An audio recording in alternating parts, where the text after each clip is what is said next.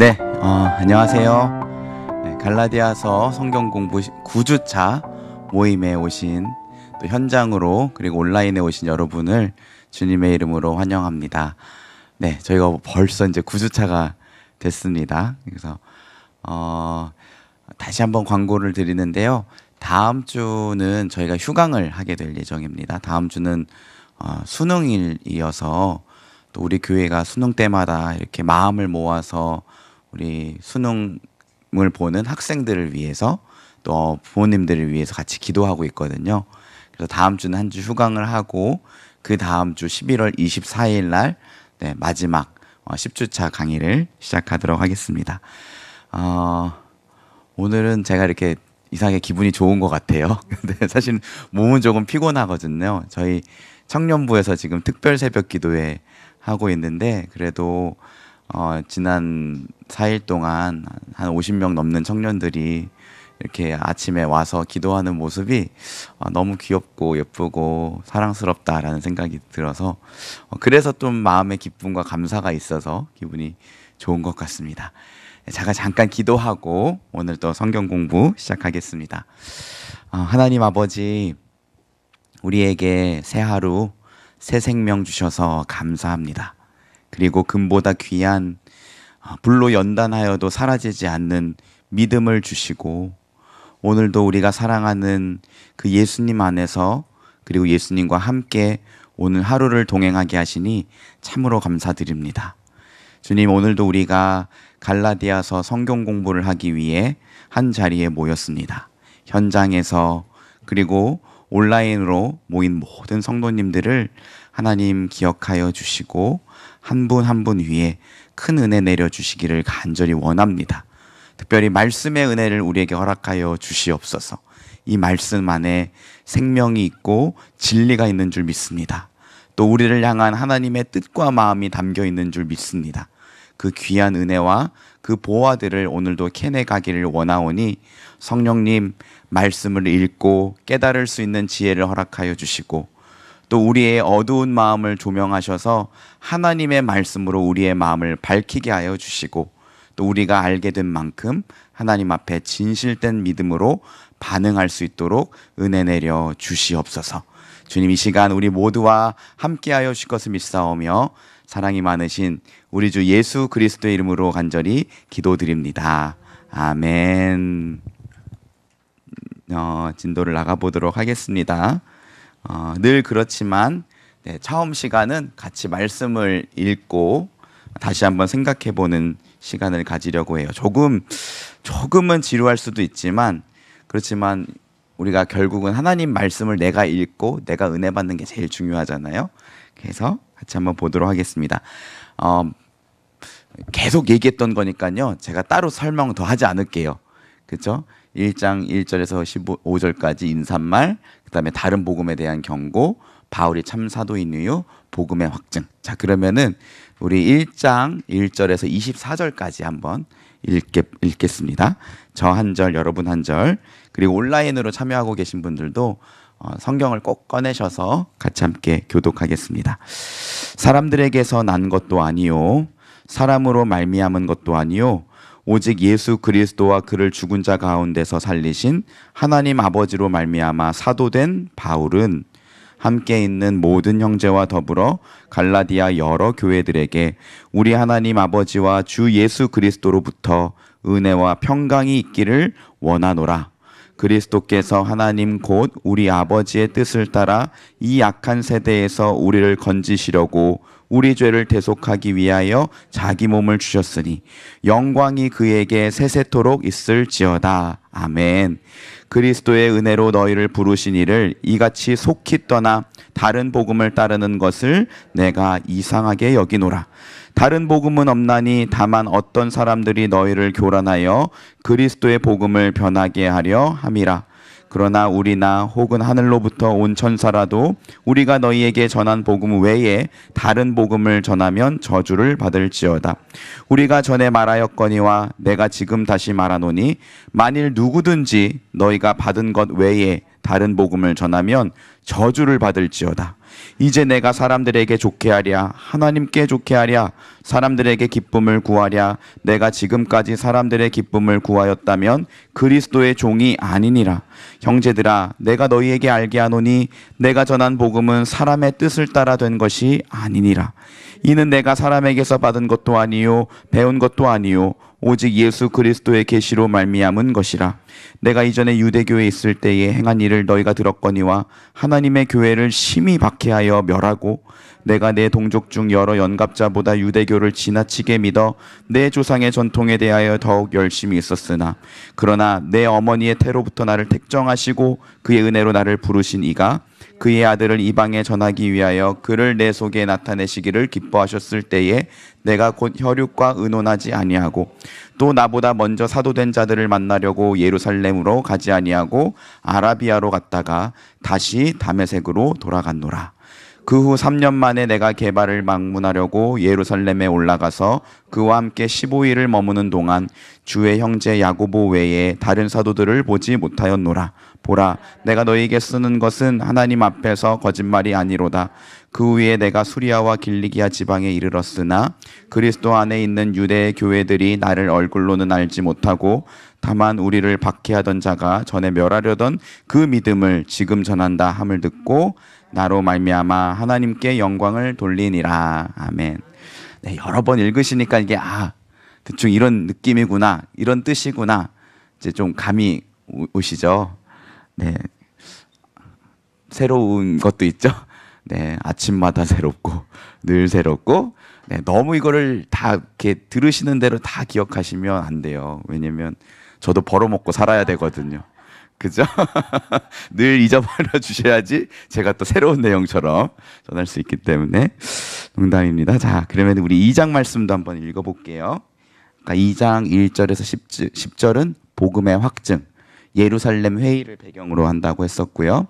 자, 2장 11절에서 21절은 이신칭의의 복음. 그래서 사실상 이게 이제 이 갈라디아에서 가장 핵심 구절이 이 안에 있다고 말씀드렸죠.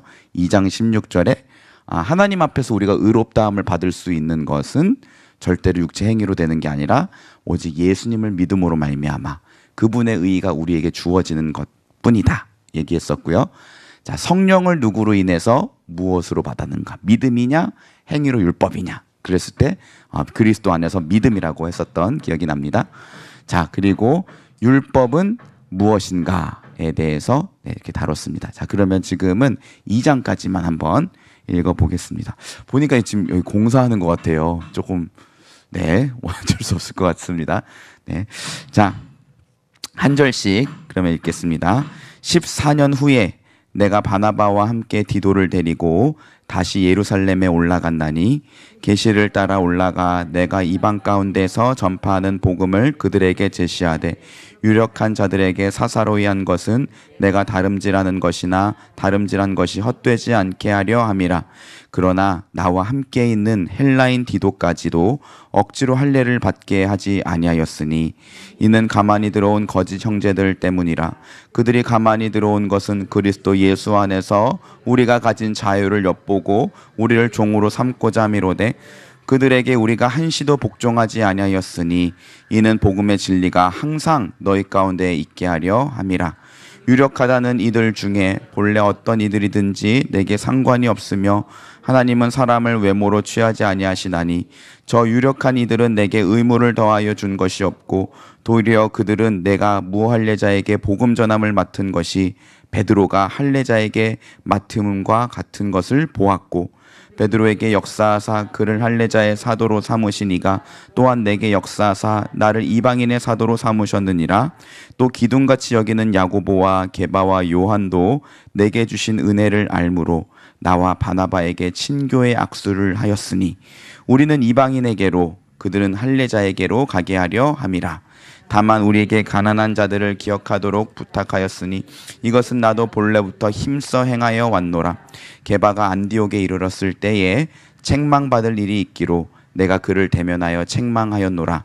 야고보에게서 온 어떤 이들이 이르기 전에 게바가 이방인과 함께 먹다가 그들을 오매 그가 할례자들을 두려워하여 떠나 물러가매 남은 유대인들도 그와 같이 외식함으로 바나바도 그들의 외식에 유혹되었느니라. 그러므로 나는 그들이 복음의 진리를 따라 바르게 행하지 아니함을 보고 모든 자 앞에서 게바에게 이르되 내가 유대인으로서 이방인을 따르고 유대인답게 살지 아니하면서 어찌하여 억지로 이방인을 유대인답게 살게 하렸느냐 하였노라. 우리는 본래 유대인이요 이방 죄인이 아니로되 사람이 의롭게 되는 것은 율법의 행위로 말미암음이 아니요 오직 예수 그리스도를 믿음으로 말미암는 줄 알므로 우리도 그리스도 예수를 믿나니 이는 우리가 율법의 행위로서가 아니고 그리스도를 믿음으로써 의롭다함을 얻으려 함이라. 율법의 행위로서는 의롭다함을 얻을 육체가 없느니라. 만일 우리가 그리스도 안에서 의롭게 되려 하다가 죄인으로 드러나면 그리스도께서 죄를 짓게 하는 자냐? 결코 그럴 수 없느니라. 만일 내가 헐었던 것을 다시 세우면 내가 나를 범법한 자로 만드는 것이라. 내가 율법으로 말미암아 율법에 대하여 죽었나니 이는 하나님에 대하여 살려 함이라.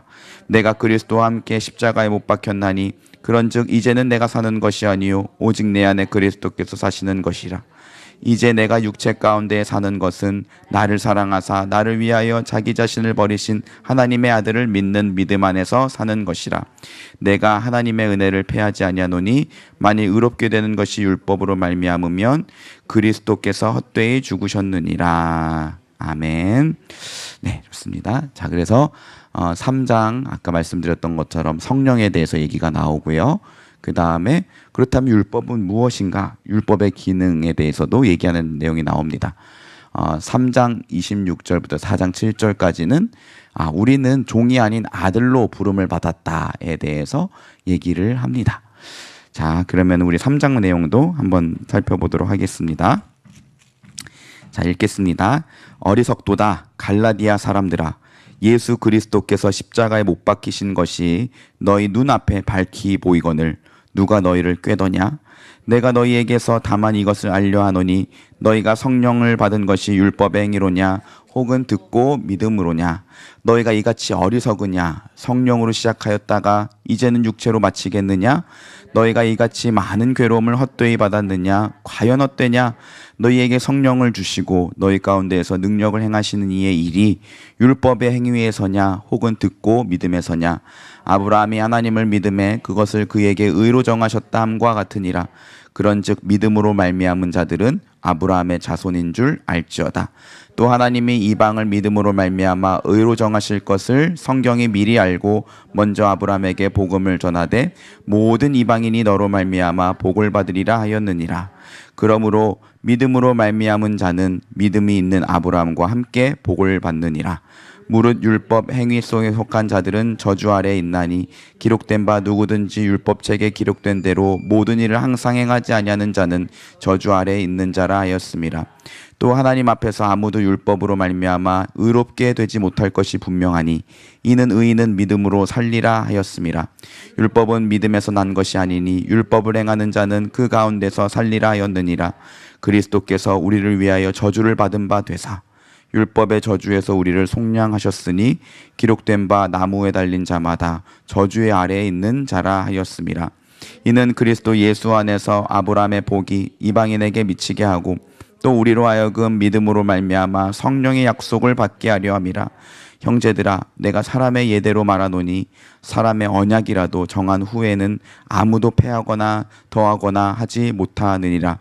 이 약속들은 아브라함과 그 자손들에게 말씀하신 것인데 여럿을 가리켜 그 자손들이라 하지 아니하시고 오직 한 사람을 가리켜 내 자손이라 하셨으니 곧 그리스도라. 내가 이것을 말하노니 하나님께서 미리 정하신 언약을 430년 후에 생긴 율법이 폐기하지 못하고 그 약속을 헛되게 하지 못하리라. 만일 그 유업이 율법에서 난 것이면 약속으로 난 것이 아니니라. 그러나 하나님이 약속으로 말미암아 아브라함에게 주신 것이라. 그런즉 율법은 무엇이냐? 범법함으로 더해진 것이라. 천사들을 통하여 한 중보자의 손으로 베푸신 것인데 약속하신 자손이 오시기까지 있을 것이라. 그 중보자는 한 편만 위한 자가 아니나 하나님은 한 분이시니라. 그러면 율법이 하나님의 약속들과 반대되는 것이냐? 결코 그럴 수 없느니라. 만일 능히 살게 하는 율법을 주셨더라면 의가 반드시 율법으로 말미암았으리라. 그러나 성경이 모든 것을 죄 아래에 가두었으니 이는 예수 그리스도를 믿음으로 말미암는 약속을 믿는 자들에게 주려 함이라. 믿음이 오기 전에 우리는 율법 아래에 매인 바 되고 계시될 믿음의 때까지 갇혔느니라. 이같이 율법이 우리를 그리스도께로 인도하는 초등교사가 되어 우리로 하여금 믿음으로 말미암아 의롭다함을 얻게 하려 함이라. 믿음이 온 후로는 우리가 초등교사 아래 있지 아니하도다. 너희가 다 믿음으로 말미암아 그리스도 예수 안에서 하나님의 아들이 되었으니 그 누구든지 그리스도 합하기 위하여 세례를 받은 자는 그리스도로 옷 입었느니라. 너희는 유대인이나 헬라인이나 종이나 자유인이나 남자나 여자나 다 그리스도 예수 안에서 하나이니라. 너희가 그리스도의 것이면 곧 아브라함의 자손이요 약속대로 유업을 이을 자니라. 아멘. 읽으면서요, 저는 어떤 생각이 좀 드냐면요. 바울 사도가 물론 복음에 대해서 다시 가르쳐 주는 것이었지만 이걸 이렇게 복잡하게 왜 이렇게 말했을까라는 생각이 하나 들었고, 이 갈라디아 교회는요, 어떻게 보면 이방인 성도들이 있는 교회였잖아요. 근데 이방인 성도들이 과연 이거를 알아들었을까? 유대 배경이 있는 사람들도 아닌데, 이런 생각이 들었는데, 어떤 책에서 봤는데요. 이방인들일지라도 이미 그때 당시에 유대인들의 어떤 종교 생활에 대해서 관심을 갖고 많이 들어온 성도들이 많이 있었다고 합니다. 그러니까 어떻게 보면 요즘 저희는 점점 어떤 추세냐면요. 복잡한 건 좀 싫어해요. 그래서 성경 공부라고 하지 않고 그냥 큐티. 그죠? 오늘 나에게 주시는 어떤 느낌. 이런 거 위주로 이렇게 하는 경향이 있는데, 큐티도 큐티 나름대로의 역할이 굉장히 중요하지만 동시에 오늘날 한국 교회의 성경 공부가 사라져가는 것은 조금 안타까운 일이다. 네. 그러면서 저는 이걸 보면서도 어떻게 생각이 들었냐면, 지금 바울이 역사 속에서 하나님이 이루신 일들을 하나하나 설명해 나가는 거잖아요. 아브라함과 약속하셨고 율법을 주셨고 그리고 다시 성령을 주시고 이런 모든 이야기들이요. 그러면서 하나님이 우리에게 예수 그리스도라는 복음을 주시기 위해 정말 많은 일을 하셨구나. 근데 우리가 이거를 너무 단순하게 예수 믿고 천국 가면 되지, 이 정도 수준에서 알고 그친다면 너무 안타까운 일이다라는 생각이 좀 들었던 것 같아요. 그래서 내용이 굉장히 다양하고 또 어려운 것들도 있지만 우리가 평생 주님 앞에 설 때까지 이 말씀을 더 알아가기 위해서 힘썼으면 좋겠습니다. 자, 우리 4장 말씀도 한번 볼게요. 4장에 7절부터 아까 말했던 것처럼 8절부터 5장 1절까지는 종의 멍에를 매지 말라. 그러니까 4장 내용은 어떻게 보면 마지막 정리하는 내용이에요. 야, 봤지? 너희는 종이 아니라 자유인이야. 종이 아니라 아들이고 딸이야. 그러니까 어떻게 보면 앞에까지의 변증을 정리하면서 어떻게 보면 그 진짜 전해주고 싶었던 그 메시지, 자기의 마음을 이제 강력하게 얘기하는 부분이다라고 생각하시고 읽어보시면 좋을 것 같아요. 자, 그럼 다시 또 한번 천천히 읽어보겠습니다. 내가 또 말하노니 유업을 이을 자가 모든 것의 주인이나 어렸을 동안에는 종과 다름이 없어서 그 아버지가 정한 때까지 후견인과 청지기 아래 있나니 이와 같이 우리도 어렸을 때에 이 세상의 초등 학문 아래 있어서 종노릇 하였더니 때가 참에 하나님이 그 아들을 보내사 여자에게서 나게 하시고 율법 아래 나게 하신 것은 율법 아래에 있는 자들을 속량하시고 우리로 아들의 명분을 얻게 하려 하심이라. 너희가 아들이므로 하나님이 그 아들의 영을 우리 마음 가운데 보내사 아빠 아버지라 부르게 하셨느니라. 그러므로 내가 이후로는 종이 아니요 아들이니 아들이면 하나님으로 말미암아 유업을 받을 자니라. 그러나 너희가 그때에는 하나님을 알지 못하여 본질상 하나님이 아닌 자들에게 종노릇하였다니 이제는 너희가 하나님을 알 뿐 아니라 더욱이 하나님이 아신 바 되었거늘 어찌하여 다시 약하고 천박한 초등학문으로 돌아가서 다시 그들에게 종노릇하려 하느냐. 너희가 날과 달과 절기와 해를 삼가 지키니 내가 너희를 위하여 수고한 것이 헛될까 두려워하노라. 형제들아, 내가 너희와 같이 되었은즉 너희도 나와 같이 되기를 구하노라. 너희가 내게 해롭게 하지 아니하였느니라. 내가 처음에 육체로 약함으로 말미암아 너희에게 복음을 전한 것을 너희가 아는 바라. 너희를 시험하는 것이 내 육체에 있으되 이것을 너희가 업신여기지도 아니하시며 버리지도 아니하고 오직 나를 하나님의 천사와 같이 또는 그리스도 예수와 같이 영접하였도다. 너희의 복이 지금 어디 있느냐? 내가 너희에게 증언하노니 너희가 할 수만 있었더라면 너희의 눈이라도 빼어 나에게 주었으리라. 그런즉 내가 너희에게 참된 말을 함으로 원수가 되었느냐? 그들이 너희에게 대하여 열심내는 것은 좋은 뜻이 아니요 오직 너희를 이간시켜 너희로 그들에게 대하여 열심을 내게 하려 함이라. 좋은 일에 대하여 열심으로 사모함을 받음은 내가 너희를 대하였을 때뿐 아니라 언제든지 좋으니라. 나의 자녀들아, 너희 속에 그리스도의 형상을 이루기까지 다시 너희를 위하여 해산하는 수고를 하노니 내가 이제라도 너희와 함께 있어 내 언성을 높이려 함은 너희에 대하여 의혹이 있음이라. 내게 말하라. 율법 아래에 있고자 하는 자들아, 율법을 듣지 못하였느냐? 기록된 바 아브라함에게 두 아들이 있으니 하나는 여종에게서 하나는 자유 있는 여자에게서 났다 하였으며 여종에게서는 육체를 따라 났고 자유 있는 여자에게서는 약속으로 말미암았느니라. 이것은 비유니 이 여자들은 두 언약이라. 하나는 신의 산으로부터 종을 낳은 자니 곧 하갈이라.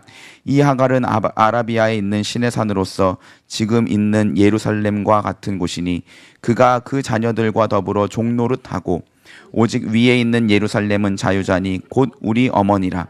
기록된 바 잉태되지 못한 자여 즐거워하라. 산고를 모르는 자여 소리질러 외치라.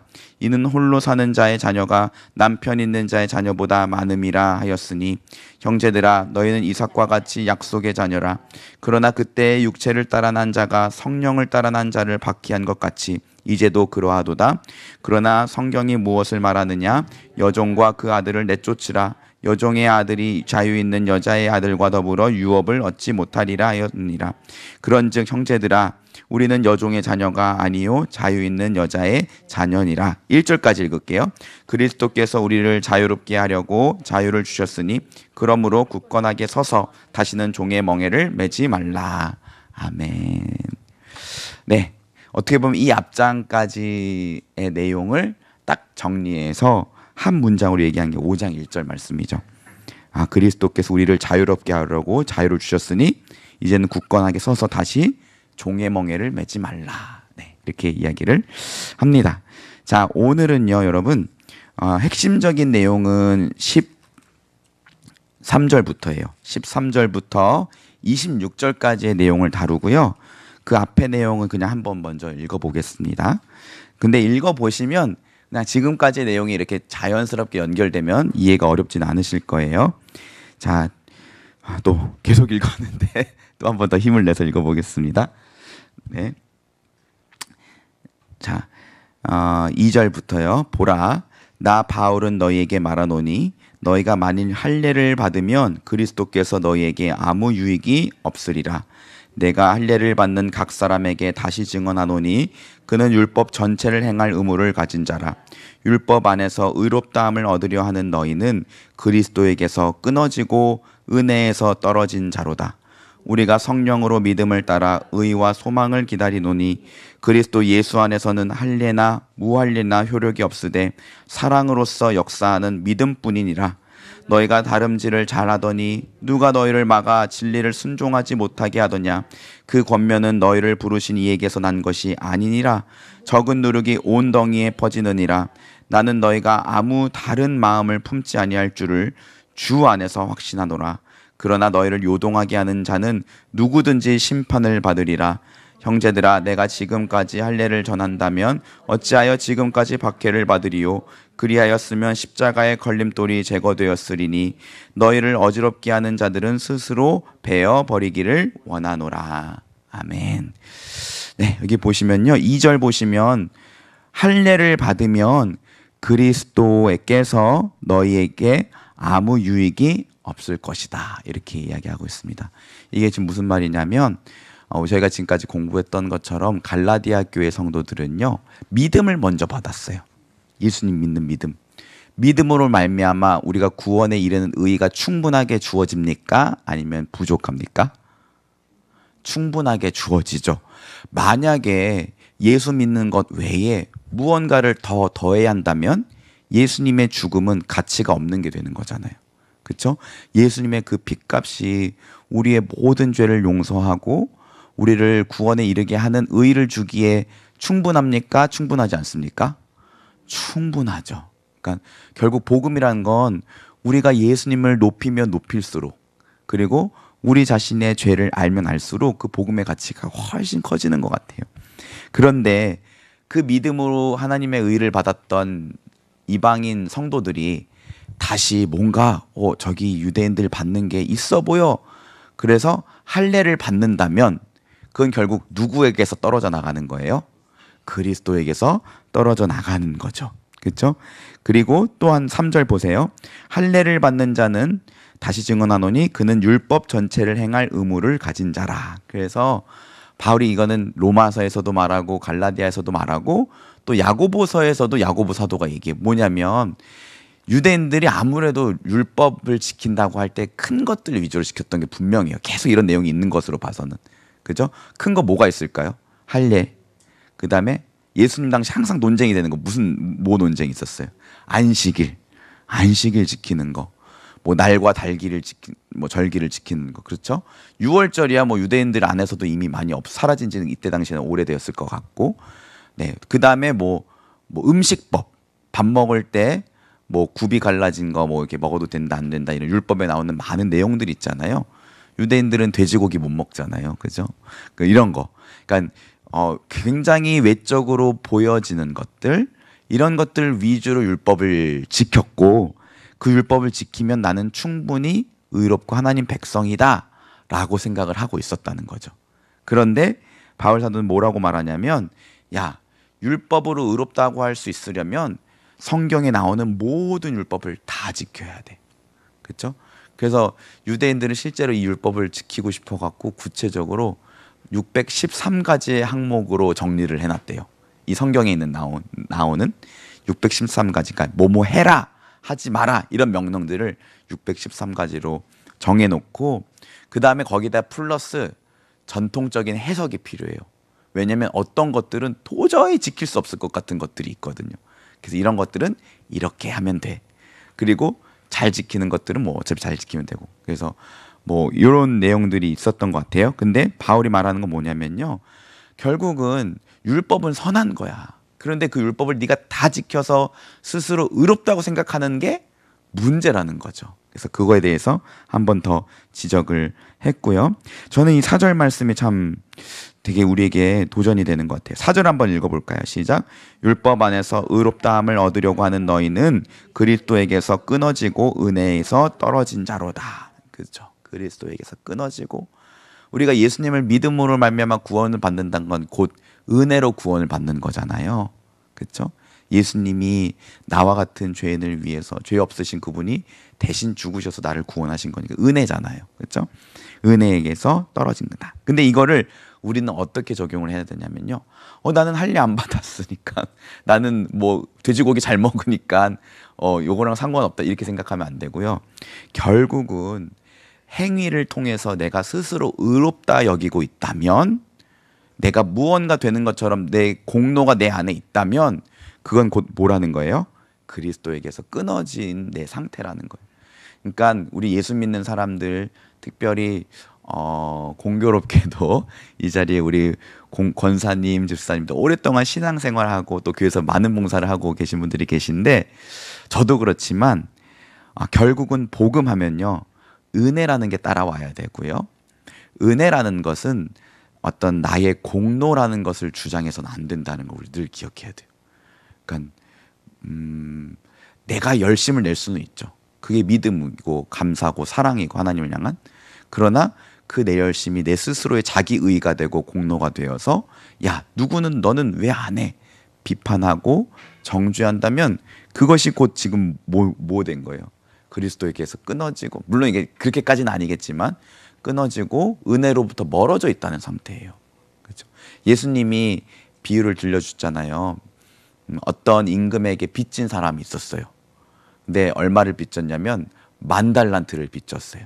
근데 이게 말도 안 되는 액수예요. 사실은 1달란트가요, 오늘날 우리 가치로 환산하면 약 6천만 원 정도 된다고 합니다. 6천만 원. 그러면 이게 10,000달란트면 저는 문과기 때문에 더 이상 계산하지 않겠습니다. 계산이 안 돼요. 그러니까 사실 일부러 예수님이 이게 환산하기 어려운 어마어마한 액수를, 그래서 10,000달란트 이제 갚아라 했는데 왕에게 갚을 게 없었어요. 그래서 왕이 불쌍히 여겨서 됐어, 가봐. 그런데 이 사람이 너무 감사합니다, 막 눈물 흘리고 막 룰랄라 하고 집에 가다가 자기한테 100달란트 빚진 자를 본 거예요.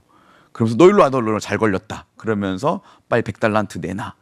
그러면서 이렇게 돈 안 갚아서 자기 감옥에 집어넣었더니 이 얘기를 듣고 왕이 화가 나갖고 그 사람을 불러다 왜 그러냐고 질책하고 이 사람도 감옥에 집어버리는 내용이 나오잖아요. 여러분, 우리 구원의 은혜를 달란트로 환산한다면 얼마 정도 될까요? 6,000달란트로는 비교가 되잖아요. 그러니까 어떻게 보면 우리는 다 6,000달란트 이상 빚진 자예요. 그런데 그걸 가지고 다른 누군가에게 빚을 요구한다. 네. 그거는 문제가 있다는 거죠. 이렇게도 생각되고, 이런 일들이 진짜로 있더라고요. 제가 고등학교 때 이렇게 저희 아버지가 이제 그때 지금 있는 교회에 이제 담임 목회자로 청빙을 받으셔서 갔어요. 근데 처음 갔는데 교회마다 분위기가 다 다르잖아요. 거의 중고등부도 좀 분위기가 다르더라고요. 근데 이제 동갑내기 친구를 한 명 사귀었는데 이 친구는 굉장히 머리도 빠글빠글하고 안경 끼고 좀 아무튼 좀 까칠하기도 하고 좀 재미있는 친구였어요. 근데 어느 날 저한테 헌금 시간에 맞다, 나 헌금 안 갖고 왔다, 1,000원만 빌려줘 그러더라고요. 그래서 제가 1,000원 빌려줬어요. 그 다음 주에 갑자기 또, 저는 그 다음 주에 갚을 줄 알았거든요. 갑자기 맞다, 야, 나 또 1,000원만 또 빌려줄 수 있냐? 그래서 너 빌려줬어요. 저한테 2,000원 빚진 거잖아요. 근데 그 다음 주에 안 갚더라고요. 2,000원 뭐 내가 헌금 냈다 생각해야겠다 그랬는데, 갑자기 이 친구가 이렇게 어떤 다른 애한테 헌금 내는 시간에 갑자기 야, 너 지난번에 나한테 150원 빌려갔잖아. 150원 갚어. 이러고 있더라고요. 너무 속으로 웃겨가지고 그냥 말도 안 했던 그냥 그런 기억이 나는데, 네, 웃긴 얘기지만 사실은 우리의 삶 가운데에서도 우리가 하나님께 빚진 거를 잊어버리고 자꾸 다른 사람들에게 빚을 요구하는 우리들의 모습들을 생각해 보게 됩니다. 자, 보시면요, 5절 6절도 한번 읽어볼게요. 시작. 우리가 성령으로 믿음을 따라 의와 소망을 기다리노니 그리스도 예수 안에서는 할례나 무할례나 효력이 없으되 사랑으로서 역사하는 믿음뿐이니라. 자, 성령, 그 다음에 예수, 그 다음에 믿음, 이렇게 나오는 거잖아요. 그래서 말씀드렸었죠. 그 막 구약 시대에 이스라엘 백성들이 하나님 뜻에 순종하는데 실패하고 이방 나라의 포로로 갈 때, 그때 하나님이 계속해서 선지자들을 보내셔서 예언을 하셨어요. 대표적인 선지자가 뭐 거의 끝물쯤에 이사야, 또 예레미야, 또 에스겔, 이런 선지자들. 근데 그리고 이제 거의 포로기 돌아올 때쯤에도 뭐 좀 전에 뭐 요엘 선지자도 그렇고, 근데 공통적으로 계속해서 나타나는 것이 뭐냐면 새로운 언약을 맺겠다. 시내산에서 원래 너에게 언약을 줬는데 너희가 실패했잖아. 새 언약을 맺을 건데, 언약의 중심은 항상 그거였죠. 너희는 내 백성이고 나는 너희 하나님이야. 가장 특별한 사랑의 관계. 근데 부부가 서로 결혼을 하면 서로에게 신실해야 되는 것처럼 하나님은 이들을 지키시고 보호하시고 인도하시고 함께 하실 것인 것처럼 너희는 대신에 내 법을 잘 지켜 하고 율법을 주신 거거든요. 근데 이 율법을 계속해서 못 지키니까 이제 새 언약을 약속하신데, 그 언약은 그냥 너희 힘으로 지켜가 아니라 내 영을 너희 마음 가운데 부어주겠다. 계속해서 이때부터 성령에 대한 말씀들이 많이 나와요. 그러면서 에스겔 그거 기억나시나요? 성전에 발목에서부터 해갖고 물이 가득하게 된 거, 그것도 성령을 얘기하는 거죠. 그죠? 뭐 그거 외에도 예레미야에도 내 영을 너희에게 주어 나는 너희 하나님이 되고 내 율례를 지키게 하고, 이런 내용들이 계속 많이 나. 그래서 그때부터 유대인들은 뭘 기다렸냐면, 첫 번째 그리스도 메시아를 기다렸어요. 두 번째 뭐 받게 될 것을 기다렸어요? 성령 받게 될 것을 기다렸어요. 그러니까 이 두 가지가 밀접하게 연관이 되어 있는 거예요. 그런데 예수님 믿은 제자들이 예수님 승천하신 후에 마가의 다락방에서 모여서 막 기도하다가 뭘 받았나요? 성령 받았잖아요. 그리고 뭐 전도할 때마다 막 성령 받아서 방언하는 역사들도 일어났잖아요.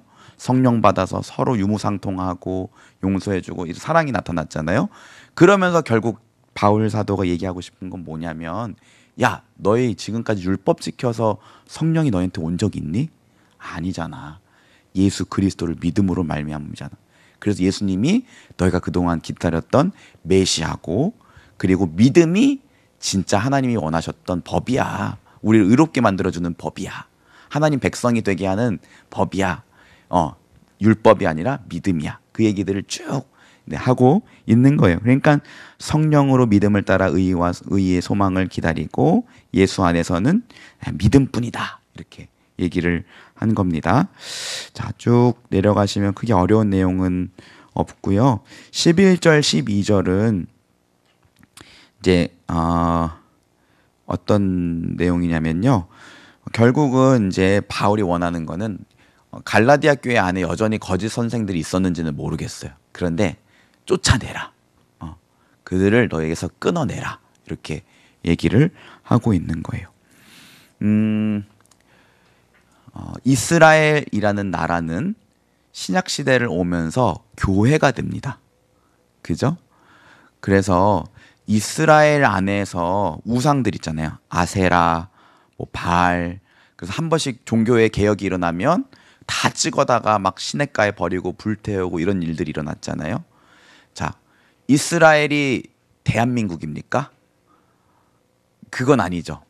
그래서 여기 이런데 절 같은 데 가서 막 땅 밟기 하고 뭐 찍어내고 이러면 그게 무례가 되는 거고 사회적인 문제가 되는 거예요. 여러분, 이스라엘은 하나님 나라였어요. 그 하나님 나라가 신약 시대는 교회가 됐습니다. 교회 안에 누가 신상 갖다 놓고 이단적인 요소들을 전파하고 있다면 그런 거야말로 과감하게 찍어내고 나가라 해야 되는 거예요. 그렇죠? 그러니까 우리가 결국은 하나가 중요하지만 그건 곧 진리 안에서 하나예요. 우리 안에 너무 나랑 친하고 재미있고 너무 좋은 사람인데 자꾸 이단적인 요소를 얘기한다. 그럼 어떻게 해요? 네, 그건 얘기하고 끊어내야 되는 거예요. 너무 속상하고 마음 아프지만 지금 바울 사도가 지금 그 작업을 하고 있는 거예요. 교회 안에 들어온 우상, 이단들을 끊어내라는 거죠. 그렇죠? 우리도 마찬가지입니다. 세상은 사실 세상의 법이 있고 세상의 가치가 있고 교회를 통해서 변화시켜 나가야 할 대상이지만 그걸 가지고 세상이 곧 이스라엘이고 하나님 나라고 그건 아니에요. 대한민국은 세속 국가입니다. 그죠? 하나님 나라는 이 땅에 있는 교회예요. 교회를 통해서 세속 국가가 영향을 받고 변화가 되는 일이 일어날 거고 부흥이 일어나겠죠. 그러나 그거는 어디까지나 일시적이고 부분적인 거예요. 그렇죠? 완전하고 영원한 그 부흥은 언제 때입니까? 마지막 예수님 오실 때. 그러니까 우리가 이러한 이해를 가지고 특별히 교회 안에 이단적인 요소, 복음을 저해하는 요소들이 나오면 우린 그때 복음의 진리를 지키기 위해서 단호하게 싸울 줄 알아야 된다. 네. 그 말이 여러분 9절 보세요. 적은 누룩이 온 덩이에 퍼지느니라. 그죠? 왜 이스트 조금만 넣어도 빵 이만큼 부풀어 오르잖아요. 그러니까 우리 교회 안에 잘못된 사상을 전한 사람들이 이렇게 암암리에 들어와서 잘못된 얘기들을 전하면 그게 어느 순간에 이렇게 부풀어 나서 교회가 큰 문제를 겪게 될지 몰라요. 왜 신천지들이 진짜로 조금씩 들어와서 아예 교회 전체를 통으로 먹는 일들이 일어난다고 하잖아요. 그죠? 네, 이런 것들을 우리가 기억했으면 좋겠습니다. 자, 이제 오늘 본론 벌써 50분이 됐네요. 네, 조금만 더 할게요. 자, 그럼 오늘 본론은 13절에서 26절까지 네, 한번 읽어보겠습니다. 교환 2페이지예요. 교환 2페이지 저 한 절 여러분 한 절 다시 읽겠습니다. 형제들아 너희가 자유를 위하여 부르심을 입었으나 그러나 그 자유로 육체의 기회를 삼지 말고 오직 사랑으로 서로 종노릇 하라.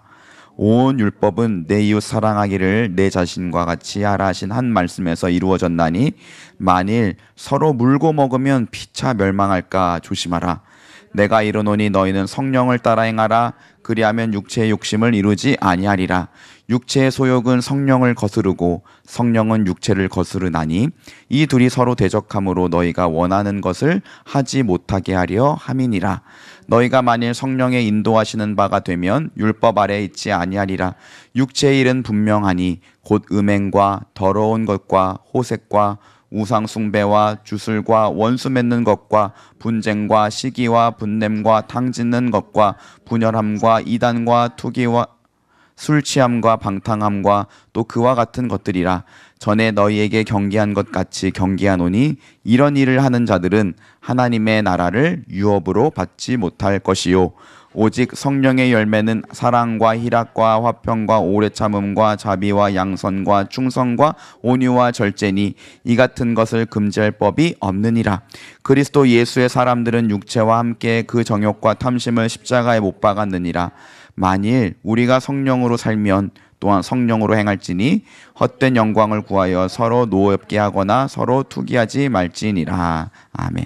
자, 관찰 질문 한번 답을 찾아보겠습니다. 성경은 우리가 그리스도 안에서 받은 자유를 무엇을 위해 사용해야 한다고 말합니까? 13절 보시면 네, 그렇죠. 앞에 것도 기억할까요?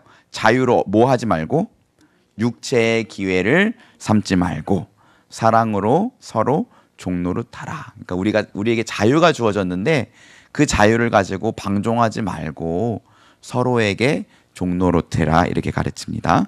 자, 17절 죄송해요. 저 정신이 없어요. 제가 요즘 수면이 확실히 부족한 것 같아요. 예수 그리스도 안에서 하나님의 자녀가 된 사람의 마음에는 싸움이 있습니다. 이 싸움은 무엇과 무엇의 싸움입니까? 17절 뭐죠? 육체의 소욕은 성령을 거스르고 성령은 육체를 거스르나니. 그렇죠? 육체의 소욕과 성령의 소욕 이렇게 할게요. 우리 안에는요 육체의 소욕이 있고 성령의 소욕이 있어요. 이게 날마다 사실은 싸우고 있죠. 자, 네, 3번 성령의 열매는 어떤 것들이며 총 몇 가지입니까? 라고 했을 때 지금은 다 안 적을게. 뒤에 또 적는 게 있기 때문에 네, 한번 읽기만 해볼까요? 사랑과 희락과 화평과 오래 참음과 자비와 양선과 충성과 온유와 절제. 그렇죠? 몇 가지예요? 일단은 네, 9가지라고 한번 네, 적어 보시면 됩니다. 네. 자, 그래서 오늘의 내용은요, 자유와 우리의 상태에 대해서 한번 시작해 보면 좋을 것 같아요. 계속해서 얘기를 많이 했지만 복음은 우리에게 뭘 갖다 주냐면 자유를 갖다 줍니다. 그래서요, 사실은 자유하지 않은 것은 복음이 아니죠. 그렇죠? 어떤 자유가 주어집니까?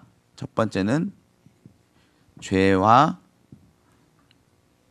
그 다음에 죄책으로부터의 자유예요.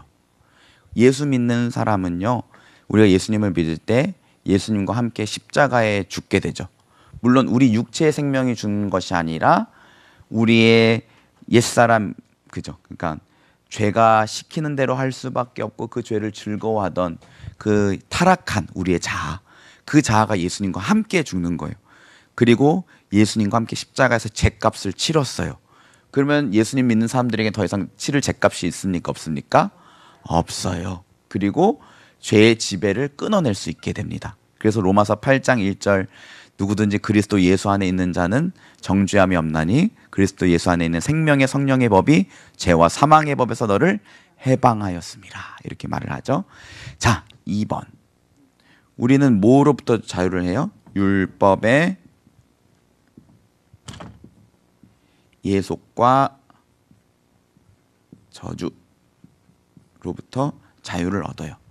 사실 뭐 죄책 이것도 같은 말인데 예수님이 이 땅에 오셔서 우리를 대신해서 모든 율법에 순종하시고 성취하셨어요. 사실 율법이란 것 자체가 뭐냐면 앞으로 오실 메시아 그리스도를 가리키고 그분 안에서 완성될 것을 하나님이 미리 주신 것이죠. 그래서 율법은 그림자고 예수 그리스도는 실체고 율법은 초등교사라서 우리를 예수님께로 인도한다. 그렇죠? 그래서 더 이상 예수님 모든 율법을 완성하셨고 우리를 대신해서 순종하셨고 예수 믿는 자에게는 그 예수님의 의가 우리에게 주어지는 거니까요. 율법을 지킬 게 남아 있습니까? 없습니까? 네, 없죠. 네, 없어요. 그리고 당연히 율법의 정죄, 정죄라고 하는 게 더 맞겠네요. 율법의 정죄에서도 우리는 뭐 하게 됩니까? 자유하게 됩니다. 자, 다만 이따가 내용을 좀 하기 위해서 율법은 크게 뭘로 나눠지냐면 의식법과 도덕법으로 나눠진다고 했죠. 이따가도 좀 잠깐 다룰 건데, 의식법은 제사, 음식 뭐 이런 아주 구체적인 법들이에요. 근데 요거는 예수님을 통해서 이제 완전히 완성이 됐죠. 우리 지난주 했지만 예수님이 제물로서 자기 자신을 뭐하게 드렸어요? 단번에 드리셨잖아요. 더 이상 제사 드릴 필요 있습니까? 없습니까? 유월절 지킬 필요 있습니까? 없습니까? 없어요. 필요가 없는 것도 아니고 지키면 안 되는 거예요. 그리스도의 죽음을 헛되게 하는 거기 때문에. 그러나 율법 안에는 하나님의 어떠한 마음으로 그 율법을 주셨을까 했을 때는 결국 뭐예요? 사랑.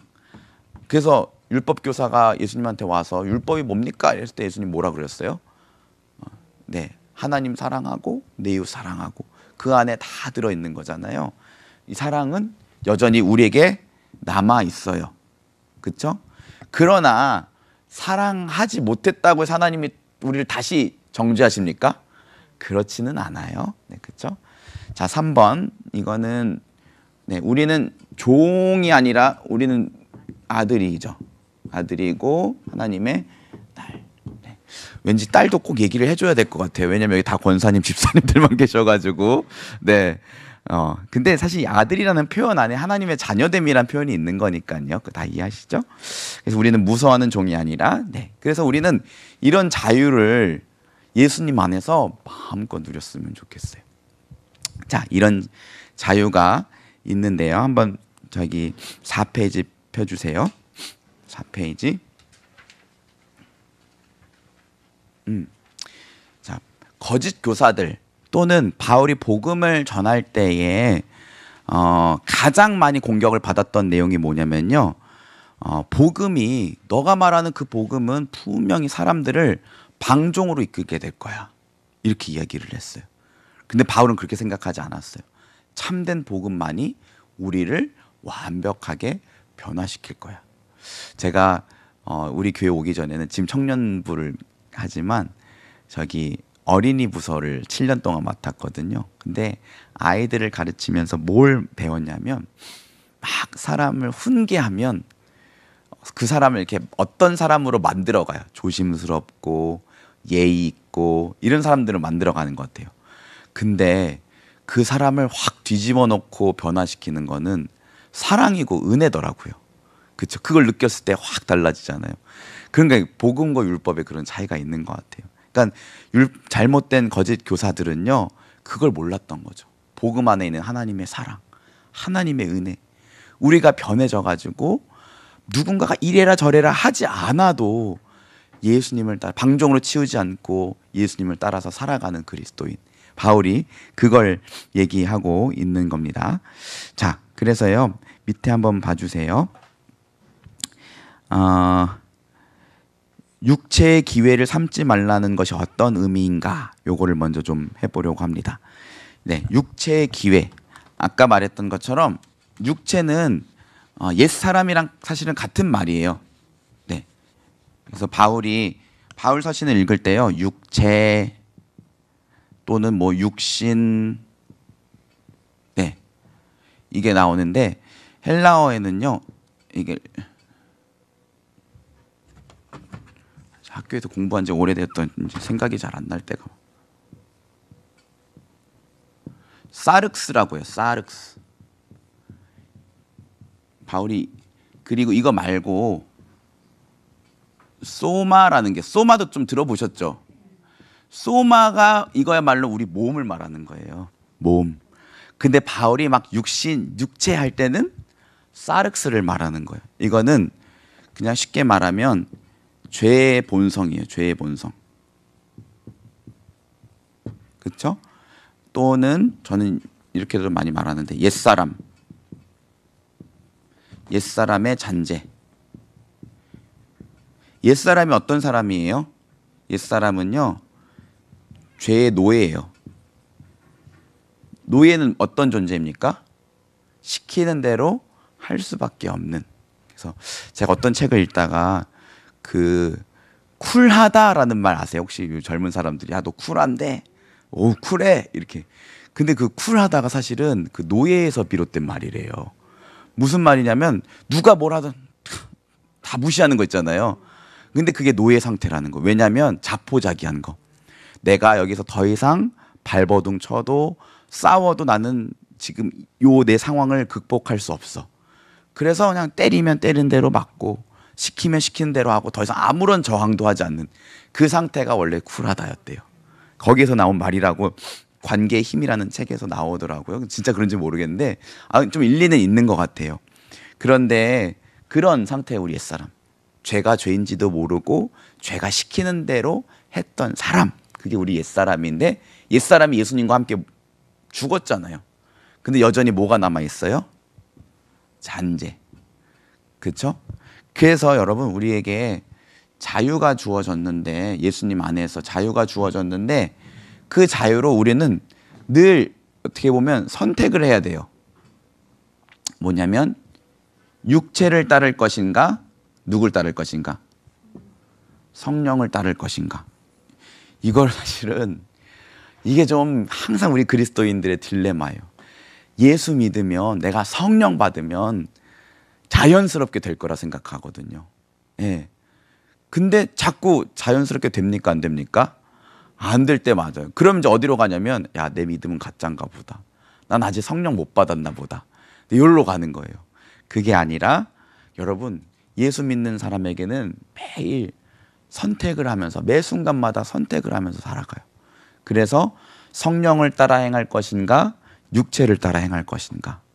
근데요, 예수 믿고도요, 육체를 따라 계속 행하게 되면, 우리 아까 읽었던 육체의 일이라고 되어 있는데 어떤 거죠? 말씀에 보면은 엄청 길게 나오잖아요. 목록. 그쵸? 뭐 막 우상 숭배, 주술, 이런 것들이 우리 삶의 열매로 나타난 거죠. 반대로 성령을 따라 행하면 뭘 맺는 거예요? 성령의 열매를 맺게 되는 거죠. 그래서 우리가 이런 원리를 좀 잘 알 필요가 있는 거죠. 매 순간 성령께서 내 안에 충만하게 자정하시고 내 삶의 통제권들을 성령께서 사용하셔서 육체의 일을 하는데 내 자유를 쓰지 않고 성령을 따라 행하는데 사용해서 우리 삶에 뭐가 나타난다고요? 성령의 열매가 나타나게 해야 된다. 사실 이게 오늘 전체의 간략한 결론이라고 할 수가 있습니다. 자, 그런데 오늘은 그래도 제가 요거 말고 요건 하나 좀 정리해 두면 좋을 것 같아요. 어떻게 보면 좀 신학적인 내용이긴 하지만 제가 공부해 온 게 하나 있는데요. 우리 인간의 상태를 구분해 놓은 게 있어요. 이거를 알아놓으면 우리가 앞으로 신앙생활 하는 데 있어서도 좀 의아한 부분들도 잘 해결되고 또 우리가 힘써야 될 부분들도 명확해지는 것 같아요. 처음에 타락 전이라고 할까요? 타락 전, 아담, 그렇죠? 아담을 만드시고 하나님 뭐라고 하셨어요? 보시기에 심히 좋았더라. 우리 하나님이 인간을 악한 존재로 창조하셨습니까? 그렇지 않습니까? 아니죠. 좋았더라. 근데 아담은 죄를 졌어요? 안 졌어요? 졌어요. 그래서 타락 전 아담은 어떤 상태였냐면요, 죄 지을 수 있는 상태였어요. 사실은. 그러면 죄 지을 수 있는 상태였다면 죄를 안 지을 수도 있었겠죠. 그쵸? 선택을 할 수 있었는데, 이 상태를 이제 라틴어로 뭐라 그러냐면 가능성, 우리 파시블이라고 하는데 뽀세라고 하고요, 죄 짓다를 빽가레라고 합니다. 그러니까 죄 지을 가능성이 있는 상태였어요. 자, 근데 이제 아담 이후로 우리 타락한 사람들, 그냥 인간이라고 할게요. 모든 인간들은 어떤 상태냐면요, 죄를 안 지을 수 있습니까? 없습니까? 없어요. 그 우리 인간의 상태는 뭐냐, 타락 후 인간의 상태는요, 죄를 지을 수도 있고 안 지을 수도 있는 게 아니라 안 지을 수 없는 상태예요. 그렇죠?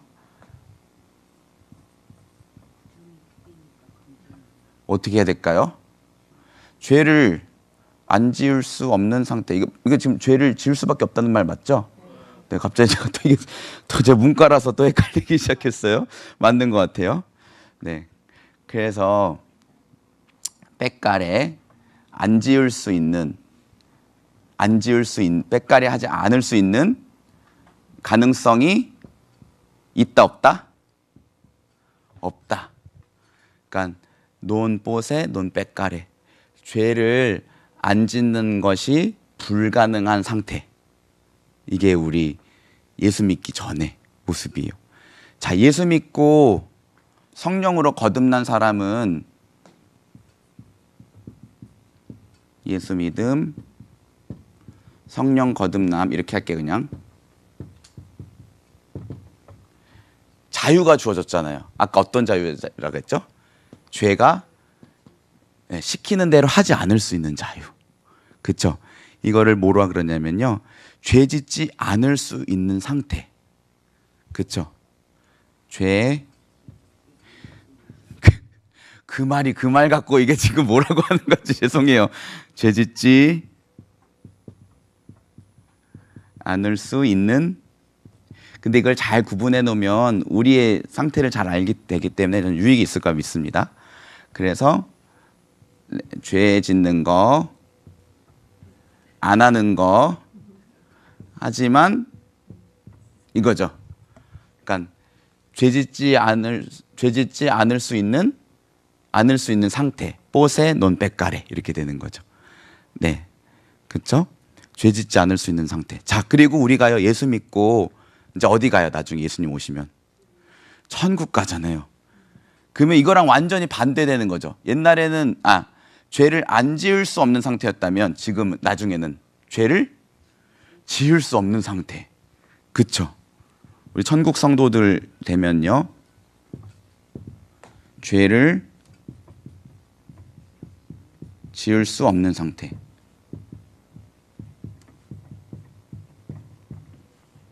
네.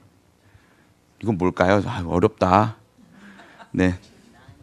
그쵸. 넌뽀세 맞아요. 넌뽀세 빽가래. 죄 짓는 것이 불가능한, 그렇죠? 네, 이런 상태. 그러니까 어떻게 보면 지금 우리가 이렇게 가고 있는 거죠. 이거는 이제 우리가 한 거는 아니죠. 아담만 그랬던 거고, 아담 이후에 우리가 이제 사실은 죄를 안 지을 수 없는 죄의 노예였다고요. 근데 예수 그리스도의 복음이 우리를 죄와 사망의 법에서 해방시켜 줬어요. 그래서 우리에게 자유가 주어졌는데 그 자유는 무엇이냐? 죄 짓지 않을 수 있는 상태. 이거를 저는 그냥 오늘날 우리의 표현을 하자면 죄가 시키는 대로 하지 않을 수 있는 자유가 주어졌다고요. 그렇죠? 그리고 우리가 나중에 천국 가게 된다면, 그러나 여전히 죄를 지을 가능성도 여전히 있죠. 우리는. 근데 감사한 건 뭐예요? 예수님의 복음이 우리의 모든 죄를 이미 용서했다는 사실, 다시 시작할 수 있다는 사실. 그렇죠? 그리고 또 하나 있어요. 뭐냐면 오늘 주제이기도 한데, 우리를 그냥 이제 자 해봐 내버려 둔 게 아니라 누굴 또 보내주셨어요? 성령님. 네, 그렇죠. 그래서 사실은 이미 복음 안에서 우리는 자유를 얻었지만 완전한 상태를 향해서 나아가고 있는 거예요. 그런데 이건 기억하셔야 돼요. 이 땅에서 사는 동안 교회도 그렇지만 한 성도의 상태도 완전한 상태에 이를 수는 없어요. 부분적이고 일시적인 굉장히 부흥의 시기를 맛볼 때가 있어요. 내 개인적인 심령의 상태도, 교회도. 초대교회 부흥했죠. 근데 초대교회 지금까지 있습니까? 없습니까? 사라졌잖아요. 역사 속에서. 일시적이고 부분적인 거예요. 일시적이고 부분적인가 다 집어쳐라. 그게 아니죠. 한 영원한 그 천국의 부흥을 미리 맛보는 거예요. 얼마나 영광스러운 거예요. 저는 목회자인데 제일 부러운 게 뭐냐면 선배 막 어른 목회자들이 맨날 오셔서 뭐라 그랬냐면 야 옛날에 나 때는 북만 치고 돌았는데 애들이 막 몰려왔어. 도대체 지금 북 치면 신고당해요. 그죠? 예, 그거 옛날에 부흥, 저는 그 부흥 때를 경험해 보지 못한 세대예요. 그러나 일평생 소원이 있다면, 아니 지금 소원이 있어요. 지금 소원은 저희 청년부 부흥하는 거예요. 예. 그래서 인간적인 마음으로 자꾸 숫자에도 많이 연연하게 되긴 하지만 그냥 단순 숫자가 아니라 영적으로 부흥하고, 영적인 부흥이라면 당연히 숫자의 부흥도 따라오게 되겠죠. 그러니까 그거는 뭐냐면 그 영원한 천국에서 완성될 그 상태를 일시적이고 부분적이지만 맛보는 거예요. 얼마나 영광스럽겠어요. 예를 들어서 이런 거죠. 천국에 무슨 음식인지 모르겠지만 너무너무 맛있는 음식이 있어요. 근데 그걸 지금 내가 당장 사 먹을 돈이 없어요.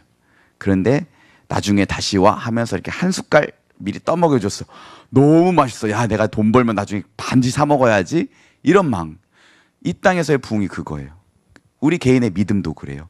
우리가 성령 안에서 충만해지면 그 하나님 나라의 영원한 것이 우리 안에 느껴지죠. 그럼 그래서 더 뭘 사모하게 돼요? 천국을 사모하게 되죠. 사실 이 땅에서의 부흥이 그래요. 그러니까 이거 기준을 정확히 세우셔야 돼요. 우리는요, 이 땅에서는 절대로 완전할 수 없어요. 교회도 완전할 수는 없어요. 그렇죠? 그러니까 한국 교회 자꾸 뭐 이제 청년들이 제일 많이 시험 받는 것 중에 왜 교회가 이러냐 이거예요.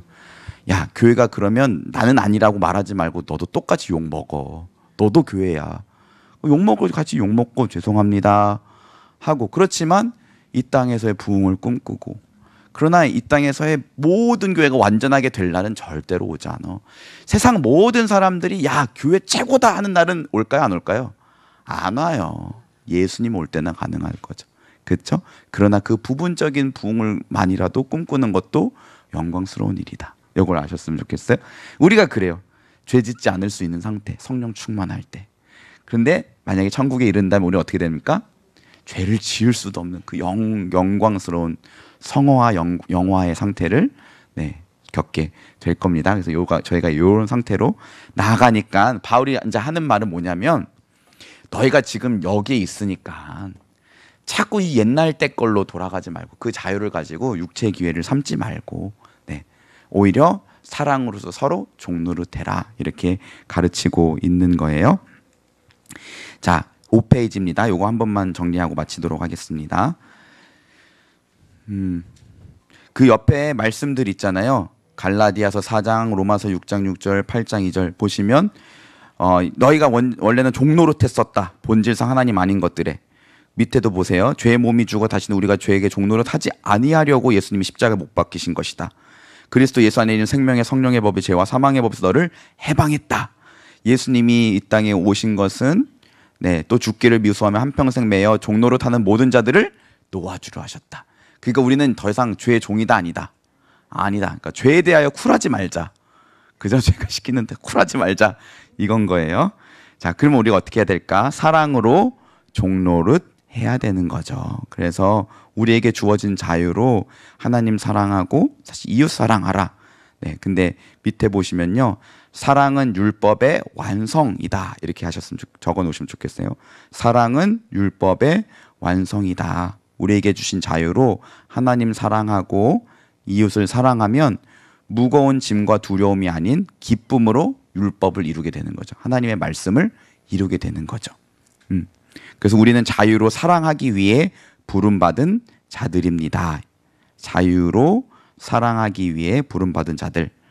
그래서 밑에 말씀 보시면요, 뭐 여러 가지 쭉 계명들을 10계명들이 열거하죠. 다른 계명이 있을지라도 내 이웃을 내 자신과 같이 사랑하라 하신 그 말씀 가운데 다 들었느니라.